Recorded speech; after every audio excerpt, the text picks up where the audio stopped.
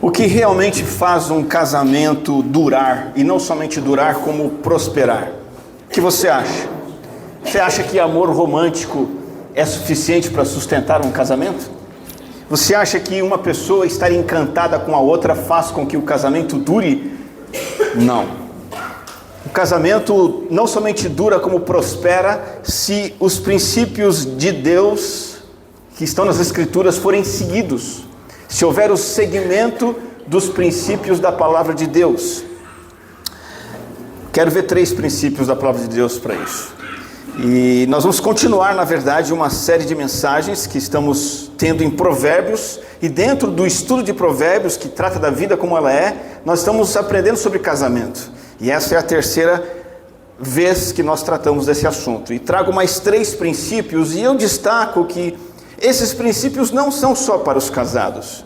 De maneira especial, a gente vai perceber hoje que esses princípios se aplicam a todos, todas as relações. Até porque, e aqui eu quero destacar um ponto importante, o casamento nada mais é do que o casado é. Percebe?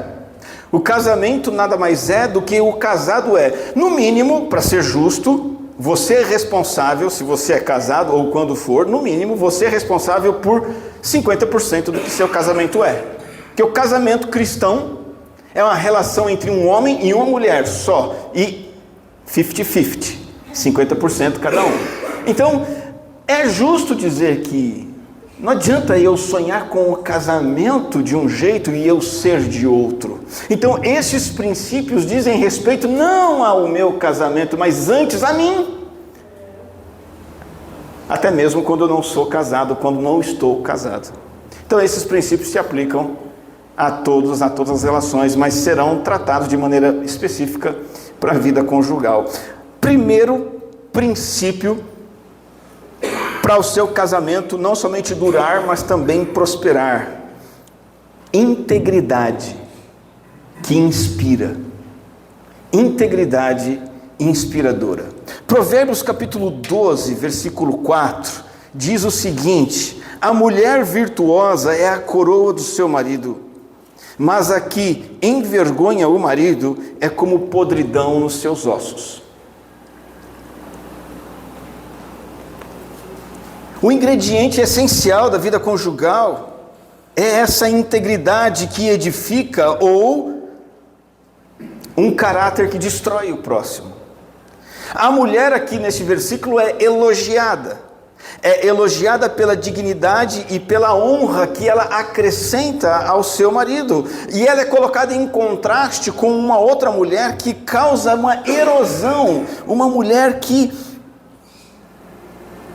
atrapalha, que é uma pedra no sapato, que puxa para baixo. A ideia desse versículo, ampliando para o marido e a esposa, é essa: um cônjuge deve influenciar e impactar o outro positivamente, levando-o para mais perto de Deus todos os dias. E isso nós devemos fazer em todas as nossas relações diárias, em todas as nossas relações da vida. Esse é o nosso chamado, é para isso que Jesus nos chamou. E como isso é feito? De que maneira eu impacto positivamente ou negativamente o outro? Pela virtude do caráter. Esse versículo aqui é muito claro, ele diz que é a mulher o quê? Que é uma coroa para o seu marido. Que mulher é uma coroa para o seu marido? A mulher virtuosa. A palavra virtuosa, virtuoso, significa alguém que tem força moral, alguém que é íntegro, alguém que teme o Senhor e pratica a sabedoria, alguém que faz o bem.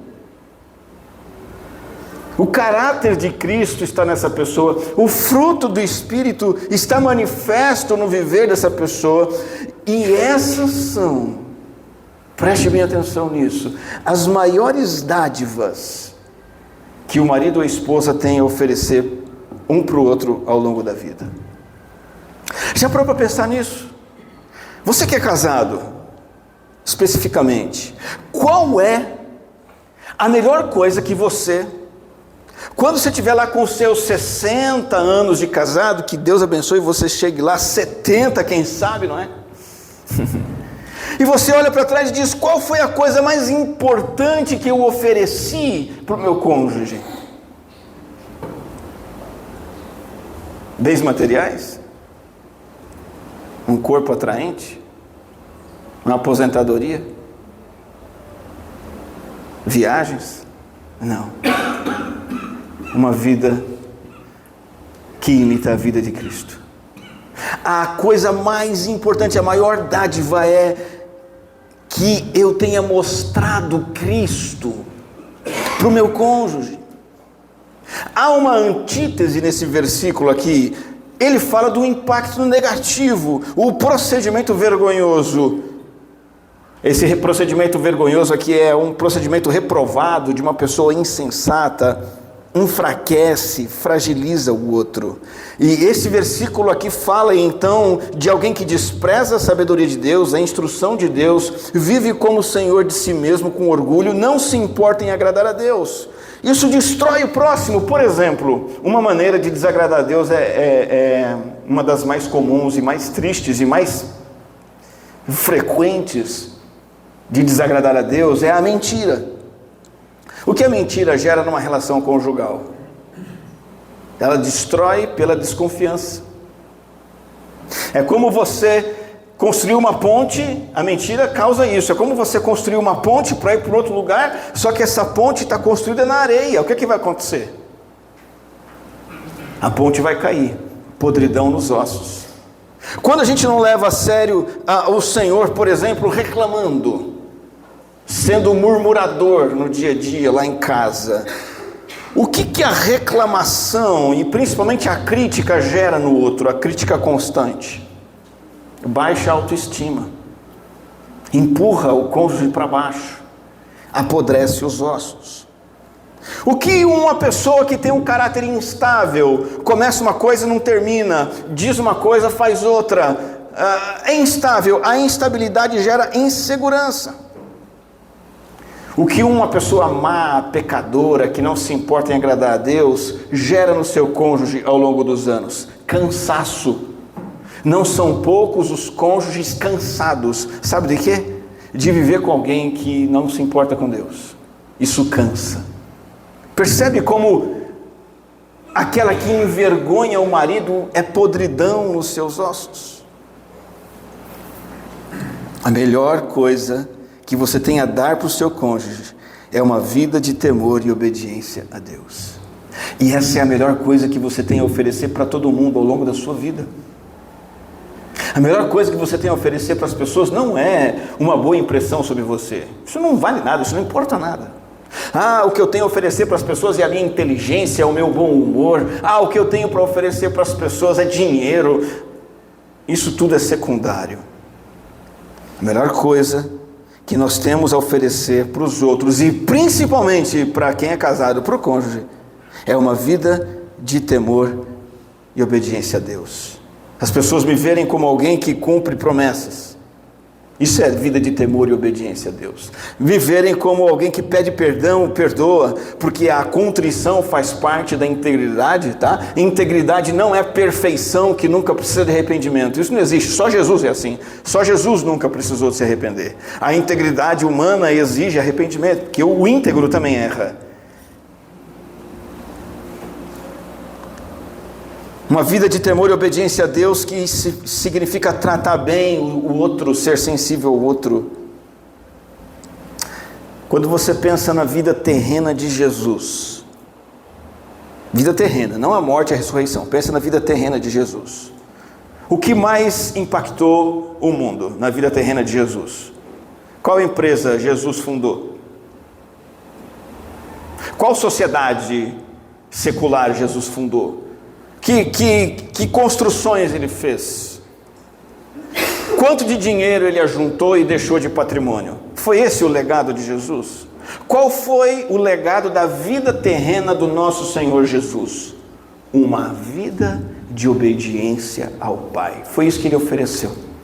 Era isso que Jesus fazia, era isso que viam em Jesus, e é isso que precisam ver em nós, e é isso que você, casado, casada, futuro casado, futura casada, precisa, acima de tudo, mostrar para o seu cônjuge. É isso que importa. Romance não sustenta a relação. Encanto não sustenta a relação. É isso que sustenta a relação. Você tem edificado seu cônjuge assim? Pelo bom exemplo? Ou vocês estão se destruindo? Você que está aqui pretende se casar, busque alguém que acima de tudo esteja disposto a repartir o caráter de Jesus com você durante 40, 50, 60, 70 anos. E essa é a grande marca de um mundo que está cansado e que nós precisamos mostrar para esse mundo. Gente, o nosso mundo está cansado. A nossa sociedade está cansada de aparências, postagens, vídeos, fotos, mentiras, coisas que durante 15 segundos prendem a atenção e depois vem a próxima coisa que dura 15 segundos e o mundo está cansado. O mundo precisa ver o quê? Jesus em nós. É disso que o mundo está precisando. A autenticidade numa vida com Deus. Integridade que impacta, integridade que inspira, a integridade dessa mulher virtuosa, que é uma integridade para todos nós. Segundo princípio de Provérbios, para um casamento durar e prosperar, se chama instrução espiritual. Instrução espiritual. Provérbios 31, 26. Provérbios 31, 26 vai dizer o seguinte: essa mulher citada em Provérbios 31, uma mulher virtuosa, o versículo 26 de Provérbios 31 diz que ela fala com sabedoria e a instrução da bondade está na sua língua. Esse capítulo está destacando a sabedoria concretizada na vida, na figura de uma esposa virtuosa, e aqui essa virtude é apresentada como? Pela maneira como ela fala. Qual é a maneira como ela fala? O que tem nos lábios dessa mulher que representa a sabedoria, que simboliza a sabedoria? As verdades da Bíblia fluem do coração dela, da mente dela, permeiam as conversações dessa mulher. Ela orienta, ela aconselha, ela repreende, ela corrige carinhosamente, aqui no contexto, os seus familiares, mas ampliando isso para todas as relações, e é o que nós precisamos fazer. É como se fosse o lar transformado numa mini igreja, e de fato o lar tem que ser uma mini igreja. O seu lar, você que tem família, esposa, marido, pai, mãe, filho, vocês estão ali, o seu lar é uma mini igreja. Como assim uma mini igreja? A família não substitui a igreja, mas na família precisa ter tudo o que tem na igreja, além de cafezinho depois do culto, e lanche, e caldinho de quarta-feira. A família precisa ter conversas baseadas na Bíblia. Sua família tem.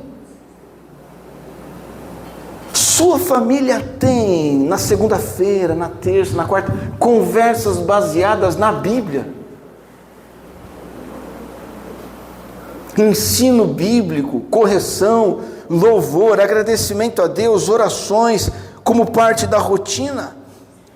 Sabe, a ideia aqui é que essa mulher, ela faz uma consultoria particular constante. Não consultoria de um consultor professor, claro, mas a consultoria entre parceiros. A instrução espiritual é um princípio fundamental para o casamento não somente durar, mas também prosperar. Mais uma vez é importante destacar nesse ponto a importância magnífica, a importância estupenda, a importância indescritível do culto doméstico. oportunidade de ouro, que o Senhor espera que nós façamos em nossos lares, continuamente, essa oportunidade de ouro, da família sentar e se cuidarem espiritualmente, lendo a Bíblia, orando, de uma maneira tão simples. A dinâmica do Shema para o povo de Israel é centrada nisso. O que é o Shema? Uma palavra hebraica que dá nome àquilo que Deus diz assim para o seu povo: ouça o que eu tenho para vocês. É isso. Shema é isso. Ouça, escute, ouça. O que eu quero de vocês? Deuteronômio capítulo 6, versículo 4. Escute, Israel, o Senhor nosso Deus é o único Senhor. Vocês creem num Deus único, um Deus verdadeiro, o único. Então ame esse Senhor, o seu Deus, de todo o seu coração, de toda a sua alma e com toda a sua força. Estas palavras que hoje lhe ordeno estarão no seu coração. E aí isso invade a família. Olha a partir do versículo 7. Você as inculcará, botará dentro da cabeça dos seus filhos. Essas palavras da lei, a Bíblia, inculcar nos seus filhos. Vai falar dessas palavras sentado em casa, andando pelo caminho, ao deitar-se, ao levantar-se. Também deve amarrá-las como sinal na sua mão, e elas serão por frontal entre os olhos, e você as escreverá nos umbrais de sua casa, das suas portas. O que esse versículo está falando de maneira prática para nós hoje? Está dizendo para nós que temos que ter conversas bíblicas rotineiras, na hora da refeição, na hora de serviços domésticos, quando estamos passeando, quando estamos no carro com a família, quando estamos indo no mercado com a família. Essas conversas sobre essas coisas de Deus e da palavra precisam estar presentes. Eu perguntei se a sua família é uma pequena igreja, né? Eu também devo perguntar: sua família é uma comunidade formadora de discípulos? O que está sendo formado na sua família? Talvez na sua família vocês estão formando profissionais em diversas áreas, formando pessoas que sabem matemática, inglês, balé. O que você está formando na sua família? Pessoas que sabem fazer compra, pessoas que pagam conta. Tudo isso nós formamos nas nossas famílias. Você está formando atletas na sua família? Ótimo. Mas acima de tudo, a nossa família precisa ser uma família que forma, sabe o quê? Discípulos do Senhor Jesus Cristo. Como é que eu faço isso? Eu faço isso cumprindo Deuteronômio capítulo 6, versículo 4. Eu faço isso conversando sobre Deus, ensinando a vida com Deus, instruindo sobre vida com Deus, dizendo: aqui você vai porque aqui é de Deus, aqui você não vai porque aqui não é de Deus, e orando junto, e repreendendo, e corrigindo. Não adianta a gente ficar esperando que o cosmos traga nossos filhos para a igreja. Somos nós que temos que trazer. Não adianta ficar esperando que o Espírito Santo mova. E você que é crente, você que é casado, você que é pai, você que é mãe, a instrução espiritual precisa ser uma marca da sua vida diária. Formar discípulo. Marido e mulher são pastores um do outro, conduzindo um ao outro e os seus filhos à semelhança de Cristo. Quando há essa instrução regular, constante, diária, os efeitos são fantásticos. É aí que começa a acontecer crescimento espiritual. Ninguém cresce espiritualmente se não estiver havendo nutrição para que o crescimento aconteça. Está havendo nutrição na sua relação para que um e outro cresçam? Quando há instrução espiritual, há crescimento. As habilidades são desenvolvidas, os conflitos são resolvidos mais rapidamente, e aí um e outro são cada vez mais satisfeitos e felizes um com o outro.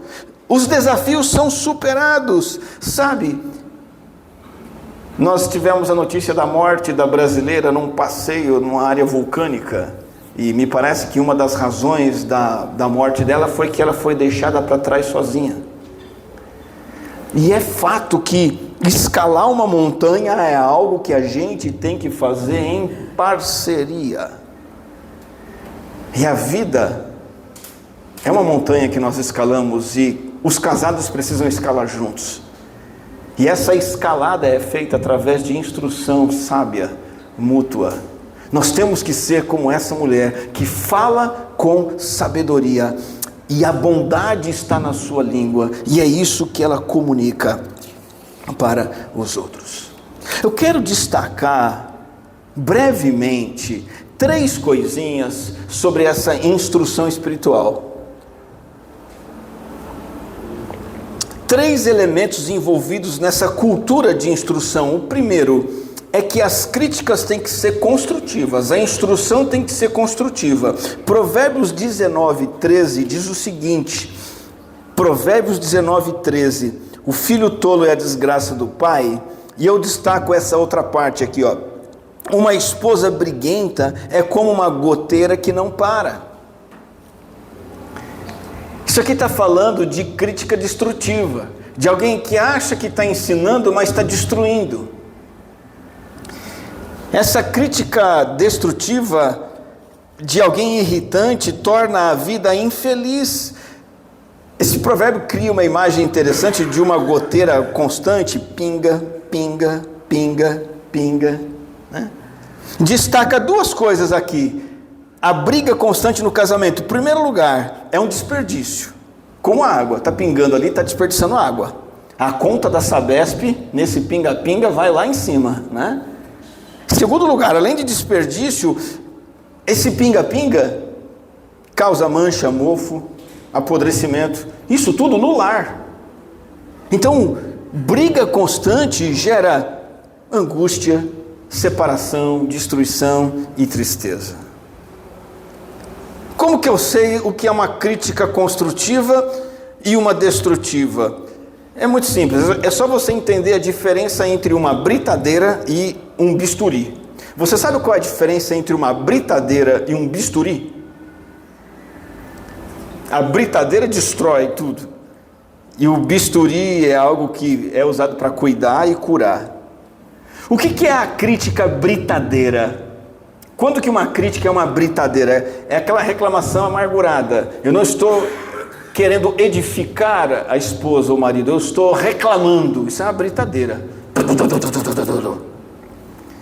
A crítica britadeira, ela é despejada o tempo todo. Cada assunto que vem à baila, uma paulada.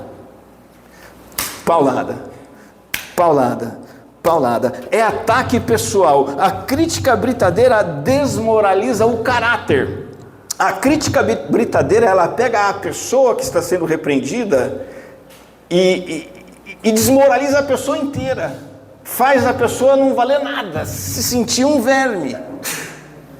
A crítica britadeira tem motivação egocêntrica. Muitas vezes ela é feita publicamente, na frente da sogra, da mãe, dos filhos. Crítica britadeira, as palavras doem. Há menosprezo, humilhação, orgulho e sentimento de superioridade. São exemplos de crítica britadeira. Como que é a crítica bisturi? O bisturi ele cura, o bisturi ele cuida. A crítica bisturi é a crítica da conversa amorosa. Ela é feita com uma fala amorosa, um diálogo que é sempre particular. O foco da crítica bisturi é o comportamento errado e não a pessoa toda. A crítica britadeira desmoraliza a pessoa, a crítica bisturi não, ela vai no ponto específico daquele comportamento equivocado. A crítica bisturi encoraja, valoriza, apoia, ajuda na mudança necessária, busca o bem-estar do outro. Eu estou fazendo uma crítica, essa é a crítica construtiva, a crítica bisturi, porque eu quero o bem do outro e não o meu ego se manifestando. Essa crítica bisturi, ela é pontual, não é o tempo todo. É só quando é extremamente e claramente necessário. O falar é doce, a compaixão e humildade. Gente, o pecado é a pedra no sapato de todo mundo. E todo casamento tem dois pecadores tentando se dar bem. E o casamento, não só ele, mas o casamento não é só uma floresta, uma selva onde a gente tenta sobreviver. Essa é uma visão errada. O casamento é o melhor espaço para tratar esse mal chamado pecado. Deus é genial, Ele coloca juntas duas pessoas pecadoras que têm que aprender a se amar, elas vão se conhecer e vão ter que viver juntas, e ali, por exemplo, no casamento, é onde Hebreus 3,13 mais pode se manifestar. Hebreus 3,13 diz: animem uns aos outros todos os dias, durante o tempo que se chama hoje, a fim de que nenhum de vocês seja endurecido pelo engano do pecado. Qual é o melhor lugar para esse versículo ser praticado? Aqui na igreja não dá, porque aqui fala todos os dias, e na igreja você só vem de domingo, e olhe lá, infelizmente para alguns, né? Qual é o melhor lugar para esse mandamento ser praticado? No seu trabalho? O seu trabalho está cheio de gente que não quer nem saber disso. Por isso que eu digo e repito, parentes, casa com um crente, pelo amor de Deus, se você não casou e quer casar, casa com alguém que queira fazer isso com você. Esse é o melhor espaço para você praticar esse ânimo, esse encorajamento, o casamento. Deus criou o casamento para isso, para ser esse espaço de um ajudar o outro. A instrução tem que ser construtiva. A instrução espiritual precisa ser marcada, em segundo lugar, por elogio mútuo. Elogio mútuo. Lembra da mulher virtuosa de Provérbios 31? Eu volto nela. Ela é elogiada. Provérbios 31, 28 e 29 apresentam os elogios que essa mulher recebe. Seus filhos se levantam e a chamam de bem-aventurado. Seu marido a louva, dizendo: muitas mulheres são virtuosas no que fazem, mas você supera todas elas. Lembre-se, essa mulher aqui, virtuosa, que manifesta a sabedoria, que concretiza, que ilustra o que é sabedoria, ela é elogiada, ela é reconhecida, ela é louvada. Honrar e elogiar no casamento é algo extremamente necessário e bom. A sabedoria recomenda o elogio pelo caráter. O elogio aqui não é pela aparência física. Muitos buscam a realização de ter uma aparência atraente, sensual, admirado, invejado. A sabedoria exibe qualidades de caráter.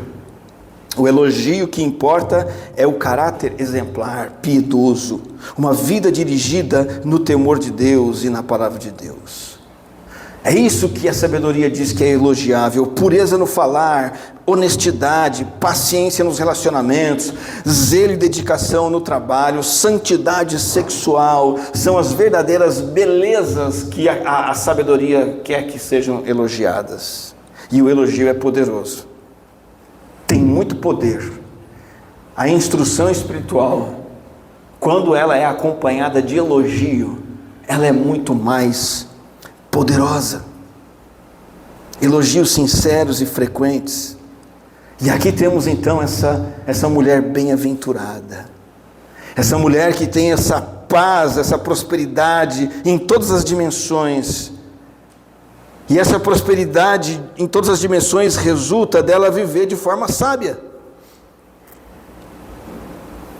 O filho, o marido, os familiares, o esposo, para uma esposa, reconhecem e colhem os benefícios dessa vida piedosa e eles elogiam. Meus irmãos, tem mulher casada que passa anos e anos cuidando do marido, cuidando dos filhos, trabalhando fora muitas vezes, deixando a casa sempre em ordem. sem nunca receber uma única palavra de incentivo, um gesto de agradecimento, um único bombom, nem uma cestazinha de café da manhã, um perfumezinho, nada. Décadas se passam, essa mulher trabalha que nem a escrava e não tem reconhecimento nenhum. Isso está errado. A instrução sábia precisa ser acompanhada de elogio e reconhecimento. Maridos, por sua vez, trabalham arduamente, horas extras, com febre, sem febre, com um patrão legal, com um patrão chato, enfrentam a vida profissional para garantir o bem-estar da família e, estando em casa, tudo que recebem, críticas e reclamações. Não pode ser assim. A instrução espiritual nos nossos lares precisa ser caracterizada por elogio. Caminha comigo, faz um mapa mental do que estamos estudando aqui. Estamos vendo 3 princípios para o casamento durar e prosperar. Primeiro, eu preciso entregar uma vida íntegra para o meu cônjuge. Segundo, eu preciso entregar uma instrução espiritual, com crítica construtiva e com elogios. Falando em elogio, tem um desafio para você que é casado. Se você não é casado, você pode adotar esse desafio com qualquer outra pessoa também.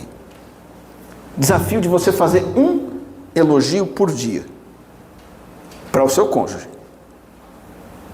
Durante uma semana, 15 dias, um mês, fica a seu critério. Fala com o Espírito Santo, pergunta para ele como é que se você deve aplicar isso na sua vida. Você vai ver. Isso vai fazer bem, sabe para quem? Para você. Vai confrontar uma compulsão sua, que é minha também, pecaminosa, que é a compulsão de criticar, compulsão de reclamar, compulsão de falar mal. Quando a gente namora, a gente fala bem, é 1000 maravilhas, né? Quando a gente casa, a compulsão para reclamar um do outro começa.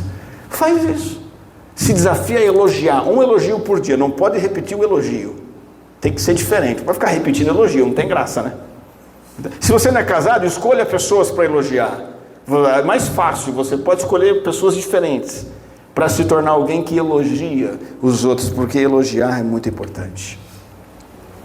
Essa instrução envolve, em último lugar, não ser briguento. Veja, instruir a esposa, instruir o marido não é ser ranzinza, briguento. Volta lá na ideia de Provérbios 21, 19.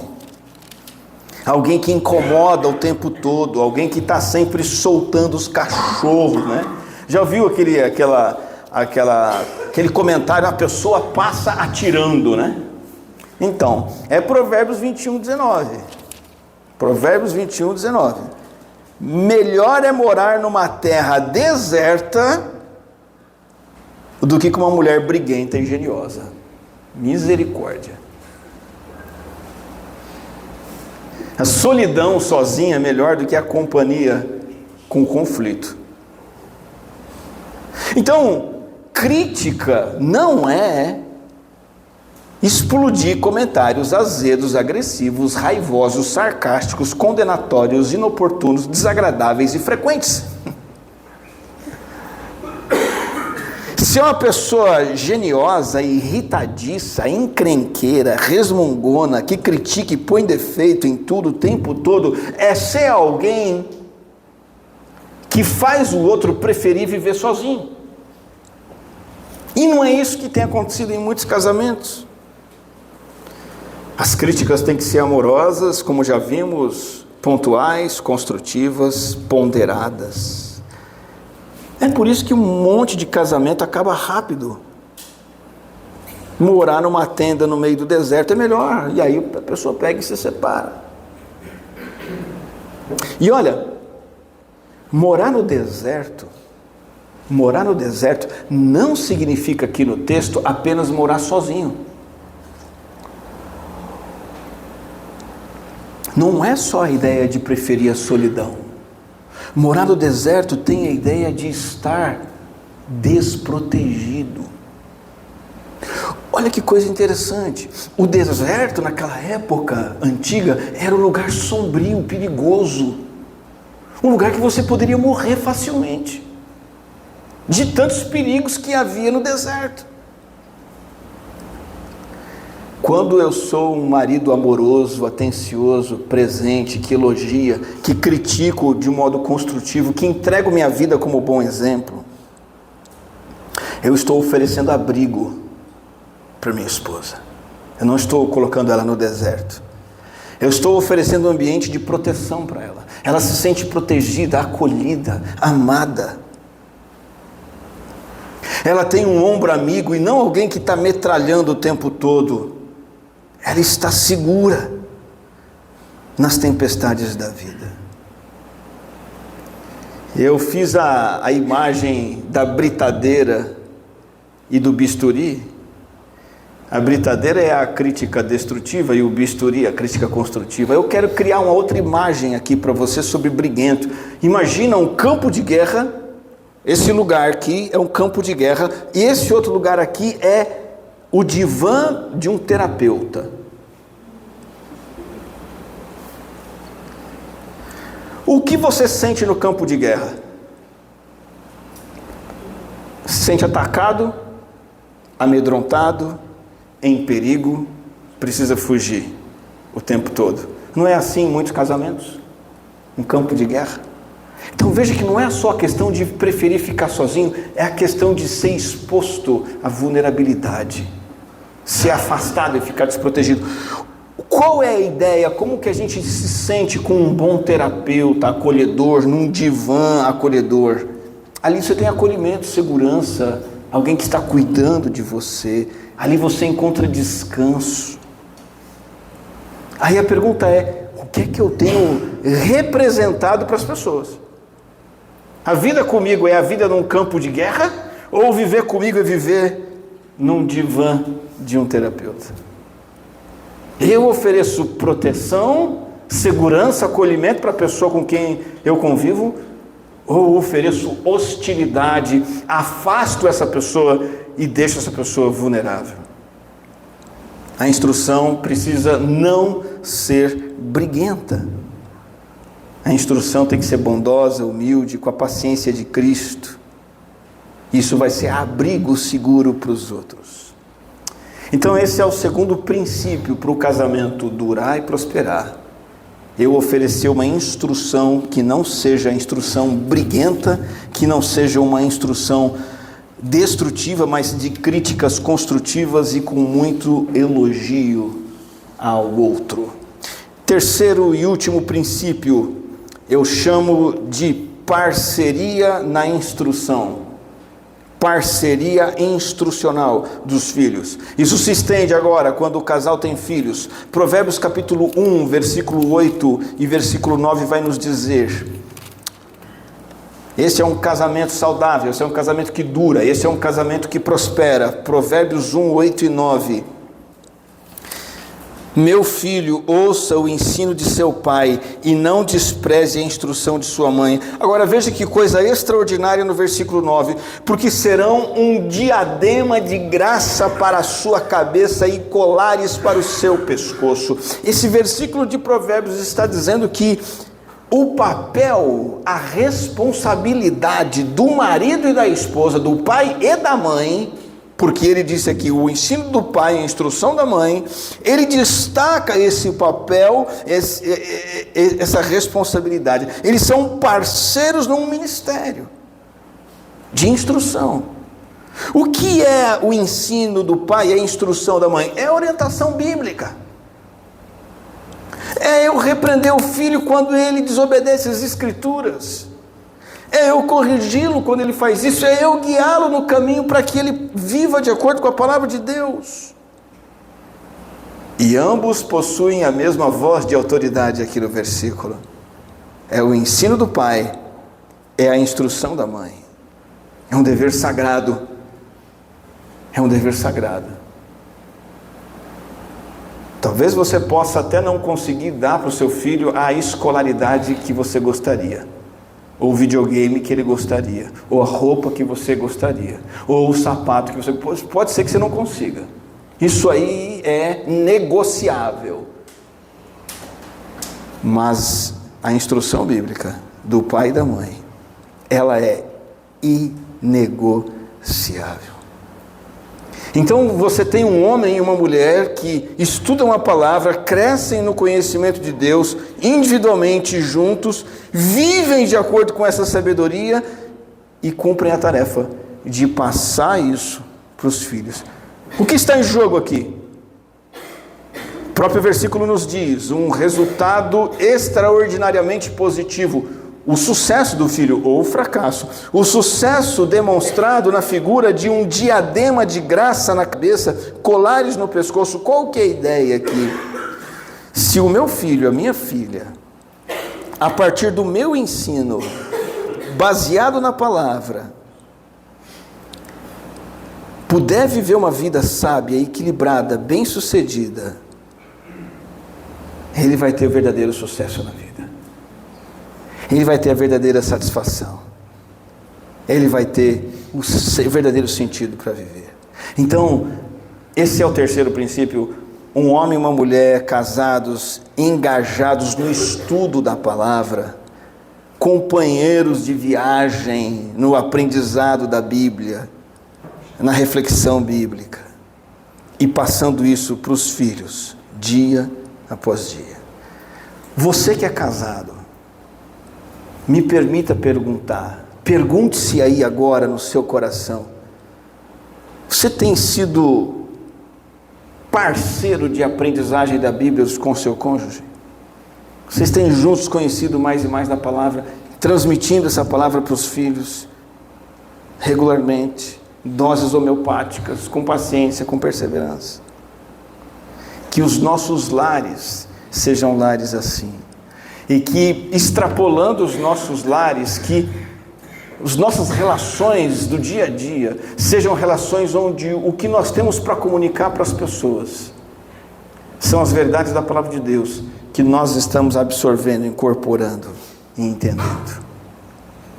Nenhum casamento sobrevive de romance. Nenhum casamento sobrevive de fascínio, encanto, nem mesmo resignação. O casamento sobrevive de princípios bíblicos aplicados no dia a dia. O chamado de Deus para nós hoje é um chamado à ação. Em primeiro lugar, decida oferecer a sua vida de obediência a Deus como a principal dádiva para o seu cônjuge e, para além disso, para todas as pessoas na sua vida. Essa seja a sua marca, essa seja a coisa que você tem para entregar nesse mundo. Jesus Cristo em você. Segundo, transmita a palavra de Deus, a instrução, de maneira construtiva, com elogios e sem ser briguento. E terceiro, se você tem filhos, junto de seu cônjuge, discipule os seus filhos a palavra de Deus. O casamento é um reflexo daquilo que você é. O casamento não é uma entidade à parte do que você é. O que eu sou, o que minha esposa é, define o que o meu casamento é. Isso significa que mais importante do que o meu casamento é o que eu sou, não somente no meu casamento, mas no mundo. Que você possa ser alguém que vive nesse mundo mostrando Cristo nas suas atitudes, falando de Cristo com as suas palavras, discipulando pessoas no caminho de Deus. Esse é o plano de Deus para nós como igreja, como povo do Senhor.